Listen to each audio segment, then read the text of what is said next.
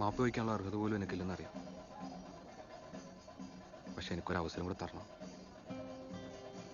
ആഗ്രഹിച്ചപ്പോഴൊന്നും എനിക്ക് സ്നേഹം തിരിച്ചു കിട്ടിയിട്ടില്ല. തിരിച്ചു കിട്ടിയപ്പോട്ട് മനസ്സിലാക്കാനും പറ്റിയില്ല. എനിക്കങ്ങനെ, ഞാനിനി അങ്ങനെ, എനിക്ക് മനസ്സിലായില്ല, ഞാൻ അറിഞ്ഞില്ല, ഞാൻ ഈ ഞാൻ തന്നെ നമുക്കിടയിൽ ഏറ്റവും വലിയ പ്രശ്നം. അതൊക്കെ മനസ്സിലാവണമെങ്കിൽ ആദ്യം ഞാനെത്ര നിങ്ങളെയാണെന്നും നിങ്ങളെത്ര എൻ്റെയാണെന്നും അറിയണം.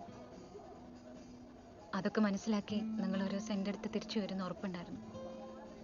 അതിനൊക്കെ വേണ്ടി ഒരുപാട് കാത്തിരുന്നിട്ടുണ്ട്. പക്ഷെ അന്ന് നിങ്ങൾ അങ്ങനെ കണ്ടപ്പോൾ ഞാൻ വിചാരിച്ച ആളേ അല്ല നിങ്ങളെന്ന് മനസ്സിലായി.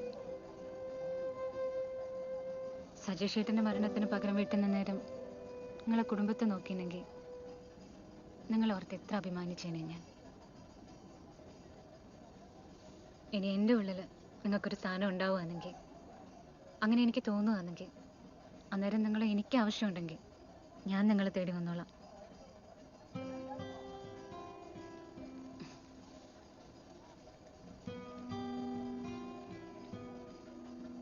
എല്ലാ രാധമാർക്കും ഉണ്ടാവും കൃഷ്ണനേക്കാളേറെ വേദനിക്കുന്ന ഒരു കഥ പറയാൻ.